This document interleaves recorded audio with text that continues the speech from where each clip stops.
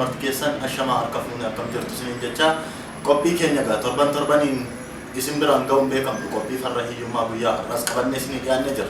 Qophiin keenya farra hiyyummaa guyyaa har'aas gaa keessumaa godhannee namoota lama isiniif dhiyeessinee jirra. Namoonni lamaanuu nu dhiyaatanii jiru. Guyyaa har'aa waamicha keenya yookaan immoo waamicha keenya dhageessanii asitti nu argamu keessaniif galatoomaa isiniin jenna.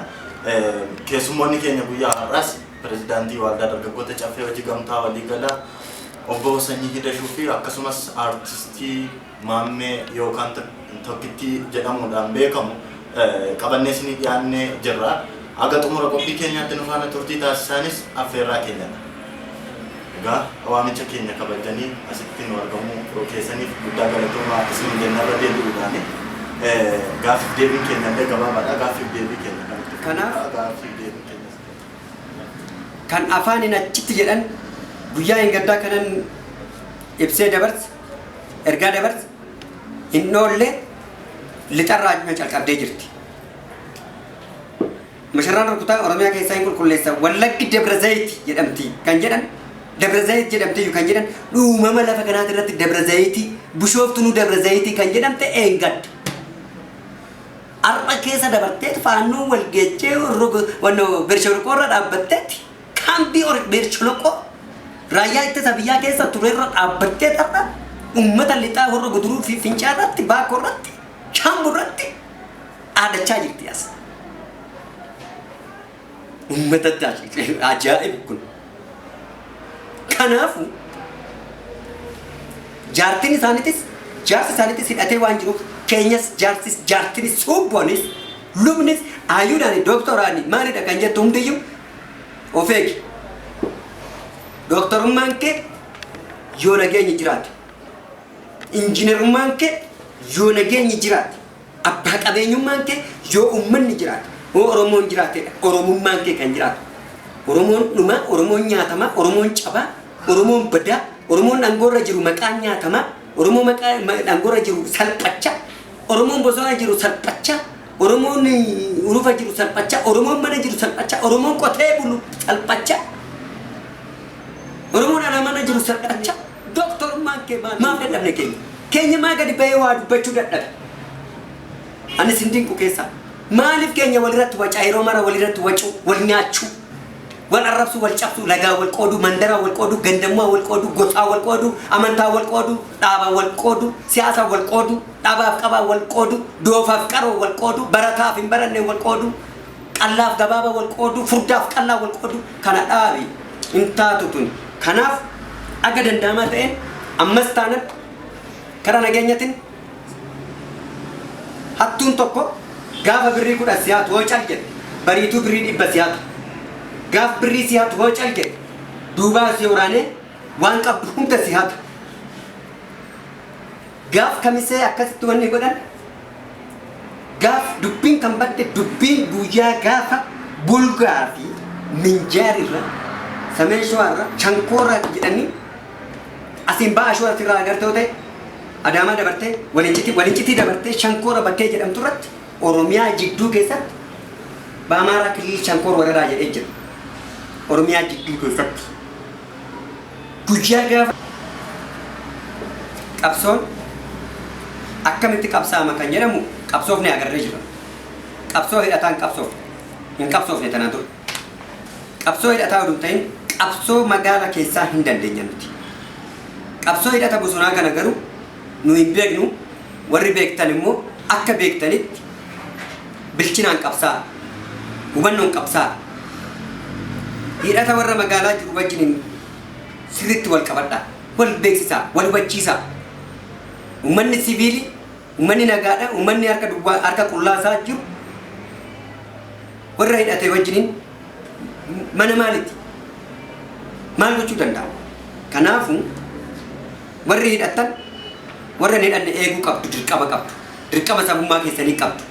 Warri hidhatan hangamaatis haa ta'u hangamanaatis ammorkaatis haa ta'u kan bulchaatis haa ta'u ambulchitis ammorkitus ammorkaatis kan jirtu uummata kanaaf jecha moo dhuunfaa keetiif ambulchitus immoo of immoo garaa kee bulchaa jirta moo biyya bulchaa jirta uummata Oromoo bulchaa jirta moo of bulchaa jirta Dhuguma uummata Oromoo bulchaa uummata Oromootiifan bula jette taanaan akka uummata Oromootitti Oromoo bulchi. Akka fedhii Oromootitti Oromiyaa bulchi. Akka Oromoofan qabsaa'u jette immoo akka fedhii Oromootii fi akka Oromiyaatii fi akka Oromummaa keetitti qabsaa'u. Morkiif iyyiif sagalee ta'eef yeroo ammaa kanatti dargaggeessi hunduu qabsootti galuu qaba. Anaan natti fakkaatu amma yeroo ammaa kanatti dargaggeessi martu qabsoo isaa bilchinaan qabsootti galuu qaba. Qabsoon walii lama.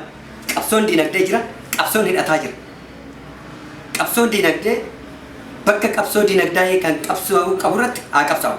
Qabsoo hidhataa irratti garuu hidhataan of ga'uu qaba hunduu. Of ga'uu qaba qabu. Akka tanaan dura harka duwwaa walirra ka'anii qabsaa'uun yeroo ammaa kanatti hin hojjetu. Ishiin hin taatu.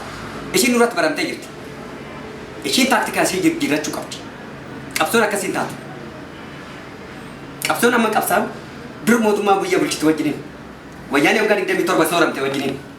Amma garuu miti. Qabsoon amma qabsaa'amtu. Qabsoon amma itti deemaa jirru. Qabsoon qeerroon fakkeenya ta'ee fi ishii dhuume faannoo wajjin qabsoon itti deemamaa jira. Faannoo waliin walitti qabsaa'uuf deemamaa jira waan ta'eef adda bilisummaatis humni addaa Oromootis Oromiyaatis dargaggeessi qeerroon Oromootis bifa haaraa ta'e waltajjii haaraa dhuummanne walitti dhufne tokko taane gamaa gamanaan jiddu keessa magaallis maalinis hanuu daldalee kan qotus qotee han qabsaa'u qabsaa'e hundi leenji'uu qaba. Hoo akka kiyyaa warri adda bilisummaa Oromootis ta'an jaarsaa jaartii keenya leenjisuu qabu dhukaasa. Hundaa leenjisuu qabu. Dargaggeessa keenyas leenjisuu qabu dhukaasa. Hidhata leenjisuu qabu. Qaamni mootummaatis kan ta'e ministeeriin mootummaadhaa kan ta'e minishaarraa aga dambiirraa aga poolisii gaashana sirnaa dabalatee mootummaan nuti pirezidaantii nuti dabalatee mootummaan Oromiyaatiyyuu martuu isaa dabalatee muummichi ministeeraatiyyuu ummata Oromoo wayii dafee hidhachiisuu baate adagaatu jira. Ajaa'iba salphina guddaatu jira. Ariitiidhaan ijaarama keenya kan akka waldaa dargaggoota caffee hojii gamtaa walii galaa qofatti oduu ta'in jaarmiyaaleen uummata Oromoo maqaa dhaatu hundi ida'ame akka lakkoofsa tokkotitti akka muka tokkotitti akka shimala tokkotitti akka waan tokko ta'eetitti akka sirna gadaa hodaatitti akka hodaa tokkotitti dhaabbate harka wal qabate diina waloodha hiyyummaa turu jennee kan turu diina waloo nama nyaata ijaarame miiteerii of danda'e faannoo jedhee masharraa mootummaa rukutan abawoo shaneedha Oromiyaa keessaa hin qulqulleessa jedhee sobaan isin inni feesbuukiin faasbuukiidha kanan jechuu danda'u sun isa kanas ta'uun isaa dogongoroo keessa darbanii somni yoo baay'ate somni yoo tuulame dhugaa qalloo ishii hin awwaalti. Garuu sobaan waan qabatamaan ta'an otoo agartee wanneen suurroonni isaa gadhiisaa turan suura hoo adda bilisummaa Oromoodhaa yoo galu asmaraarraa hoo galu simannaadhaaf halluu innaa dibu naannoo Amaaraa keessatti handhuura Amaaraa wannoo marsamee kan jiru diinani achi keessatti halluu adda bilisummaa Oromoodhaafaa yoo karaarra dibu yoo iddoo adda addaatti irratti simannaadhaaf mimmiidhagsu isa uffata faajii adda bilisummaa abaa'uudhaa uffatee isa faadha walitti qindeessanii gadhiisaa turan. Suurri isaa qofti kalakkaa'ee kara suura 15 kan gadhiifame guyyuma guyyaadhaan boo'icha isaa nutti jabeessaa turanii garuu jiraachuu isaa innaan dhaga'utti immoo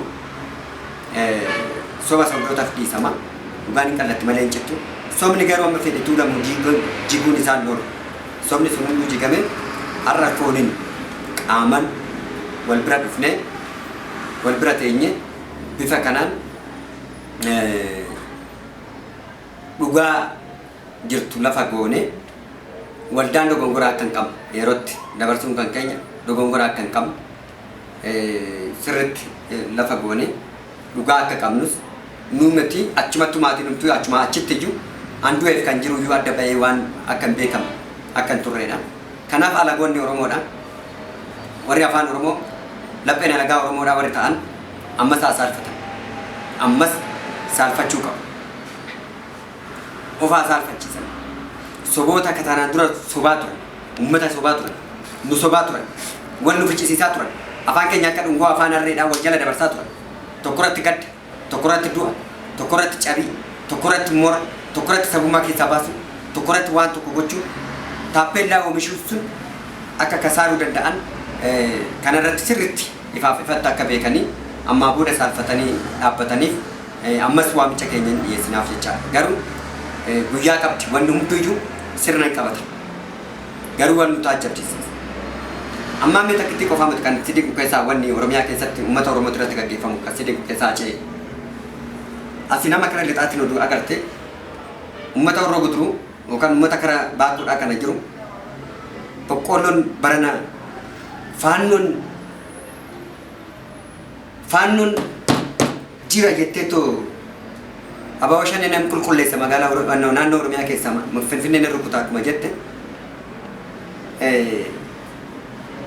Faannoon kaleessa minaan keenya maasaa haamuudhaaf qumtaadhaan dhuftu har'a uummata lixaati irratti ceete gochi ishiin daran ishiin maasaa uummata Oromoo irratti goote gubaan ishiin boqqoolloon gubde boqqoolloo hektaara meeqaan lakkaa'amu hektaara meeqaan kan lakkaa'amu uummata Booranaatiif boonya malee ammas uummanni gamaa kun waan ciisu miti. Qabeenya uummata Oromoodhaan marti barbadeessuudha san. Qabeenya barbadeessanii dinagdeen uummata Oromoo ajjeesuu akkuma barbaadan ammallee dinagdee uummata Oromoo gubaa jiru qabeenya uummanni Oromoo gubachaa jira. Uummanni Oromoo ammallee gadadoof dararaa keessaa hin baane. Uummata Oromoo dararaa fi gadadoo kana keessa jiru uummata Oromoo qe'ee isaa irratti qabeenya isaa gubaa jiran kan dhaabuu qabu kan jedhu isinillee dinagdeedhaan inni ilaallata waan ta'eef qabeenyi sun gubachuun dinagdeedha. Waaldaan kun immoo dinagdee irratti hojjeta. Uummata kana dinagdee keessaa baasuuf qabeenya uummataa gubuun sirrii akka hin taane mootummaan illee ilaalcha kan gadi fageessee ilaaluu qaba. Uummanni kun dinagdee keessaa ba'aa jira, waan nyaatu qabaa jira. Uummanni kun gaafa waan nyaatu dhabee booda kan garagalee gaaffii gaafatus kan nyaachuuf deemus akkuma Profeesar Mararaan jedhamu uummanni waan nyaatu gaafa dhabe hooggansa isaa nyaata jedhanii haasa'aa turani. Egaa uummanni qabeenya yookaan dinagdeedhaan rukutamaa jiru akka irraa dhaabatu isinillee ergaa dabarsaa jirtu jechuudha. Gaaffii keenya itti aanutti kan isin dabarsinu. Kanatti sii fixa. Shishii kanatti golaba. Kanatti golaba. Profeesar Mararaa Guddinaa bara jechuu qabanitti jedha. Amma garuu nu yeroo jechuu qabnu kana irratti jechuu qabna. Waan jechuu qabnu qabna. Yeroo san Profeesar Mararaa Guddinaa akka uummataatti jedha. Akka uummata Itoophiyaatti akka biyyaatti jechuu danda'a. Muummicha biyyaatiif jechuu danda'a. Amma garuu nuti adda baasnee jenna. Adda baasnee sababni jennuuf maaliif uummanni lixa shawaa kanarraa kaasee akka lixa godaa ga'utti hanga dhaqee Dambidolloo Asoosaa ga'utti qabsoo abbaan qabne keessa jira. Qabsoo abbaan qabne yookaan ani uummata Oromootiifan qabsaa kan jedhu uummata Oromootiirraa diina Oromoo hin eegne yookaan uummata Oromootiin bulchaa jira kan jedhu immoo uummata Oromootiirraa diina hin eegne lamaan walitti qaba. Kuni jechaan lukti kiyya harki kiyya mirgaattis diina kiyya harki koo bitaattis diina kiyya jechaan lamaanuu diina kiyya jechaan of eeguu kan qabu ana qofa jechaan. Kanaafuu uummanni Oromoo martuyyuu miseensa waldaa kanaa qofa hin ta'in waldaan keenya waan miseensota baay'ee achitti qabuufis fayyisa. Waldaa baay'ee miseensonni keenya sheerii isaa kaffalachuu kan dadhabeef wanti guddaan gaaga'ama nageenyatiin wal qabateetu. Nus hojii hojjechuudhaaf karaa ittiin deemneetu itti hojjennu hin qabu. Uummata keenya bira gahuudhaaf akkamitti deemu qabnaa. Kanaaf qabsoo akkamitti kan qabsoo biyyattii tanarra yeroo ammaa kana jiru Oromoo irratti Oromiyaa keessatti qabsoo hin jiru amma jedhamu qabsoon Oromoodhaaf qabsaa'amaa jiru hin jiru. Hin jiru. Qabsoo Oromoo irratti qabsaa'amaa jirutu jira Oromiyaa keessa malee qabsoon Oromoodhaaf qabsaa'amaa jiru hin jiru. Qabsoon Oromoo oolchuudhaafis ta'aa jiru hin jiru. By the way. Bulchiisni Oromiyaattis Oromoo bulchaa hin jiru jechuun hin danda'ama. nageenya Oromiyaa eegaa jira jechuun hin danda'amu. Humni addaatis ta'e ministeerestiin uummatatuyyuu uummata Oromoo bulchaa jira jechuun inni ulfaata yeroo ammaa kana. Qabsaa'onni adda bilisummaa Oromootis adda baasuu dadhabnee jira. Uummanni rakkatee jira. Adda ba'anii qabsaa'aa hin jiran. Eenyunni silaa kinoo alagaan akkana godhaa jira. Achiin alagaan galee akkas godha. Asiin alagaan galee akkas godha. Guuchiirraan galee alagaan akkas godha. Alagaan sunis immoo uffatuma abaa'ootu uffata. Uffatuma adda bilisummaa uffata. Eenyu haa jennu kan. Eenyu haa jennu. Waan ajjeesuuf jechootuma ati jettu kanaan irra si barbaadanii si ajjeesuu barbaadu faatu. Kana kan godhu kan mootummaatis kan kaanitis kan qabsootis keessa jira. Kuni dhaabbatamuu qaba. Kuni aadaa Oromoo irratti hin jiru. Kuni safuudha. Oromummaan badaa jira. Oromiyaatu hafaa jira. Oromiyaa guddachaa jira malee Oromoon badaa jira. Oromummaan badaa jira. Oromoon balleessaa jira. Oromoo balleessaa jira. Oromoo balleessaa kan jiru dhaloota amma jiru kanaan. Kanarraa of deebisuu qabna dhaloonni. Gad dhaabannee sadi yaaduu qabna. Afraffaa irratti tokko murteessuu qabna. Oduu itti yaadii wanni godhamu hunduyyuu rakkisaa. Boqqolloo hektaara 12 olidha kan gubatee jiru. Hektaara 12 ol jechaan maal jechaadha? Qotee bulaa meeqatu keessaa dhabama jechaadha? Qotee bulaan aanaa tokko godina tokko martuyyuu maal ta'aa jira jechaadha? Biiroo kana keessa hogganaan oolu imimmaan namaa xaragaa oola. Imimmaan uummata Oromoo godinaalee keessaa dhufaa oolan asitti xaragaa oola. Please Waaqaa jedhanii warroonni kan argan Waaqa sodaatanii uummata Oromoo irraa harkaa qabatan. Oromoon Oromoo nyaachuu naaf. Oromoon Oromoo ajjeesuu naaf. Yoo afaan tunu Oromoodha. Lapheen keenya diina Oromooti, alagaa Oromooti yoo jedhame immoo adda bahee ta'aa beekamuti wanni haa jedhu. Gara biraatiin kan wal qabatee